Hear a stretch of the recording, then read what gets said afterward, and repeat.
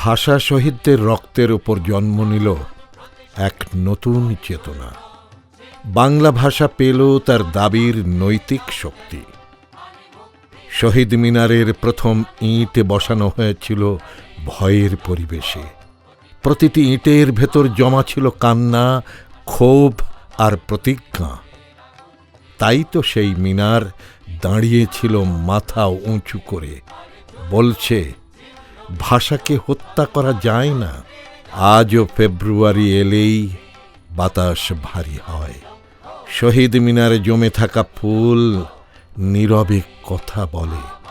তখন বাংলা বর্ণমালা শুধু অক্ষর নয়, এক একটি স্মৃতিস্তম্ভে পরিণত হয়।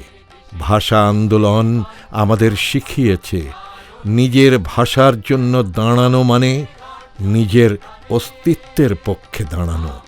যে জাতি ভাষার মর্যাদা দিতে জানে, সে জাতি ইতিহাসের সামনে কখনো মাথা নত করে না। আমরা যেন কখনো দাম দিয়ে কেনা এই ভাষার অমর্যাদা না করি।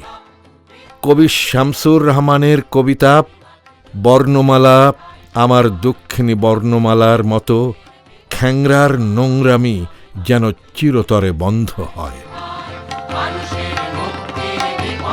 তোমাকে উপড়ে নিলে বলো তবে কি থাকে আমার ১৯৫২ দারুণ রক্তিম পুষ্পাঞ্জলি বুকে নিয়ে আছো সগৌরবে মহীয়সী।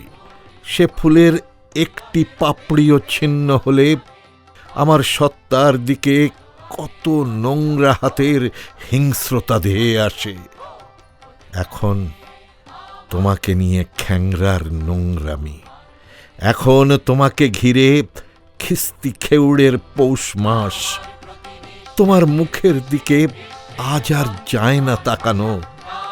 বর্ণমালা আমার দক্ষিণী বর্ণমালা, আমার প্রতি নিঃশ্বাসের দেশে বিশ্বের বঞ্চনার ভাষা।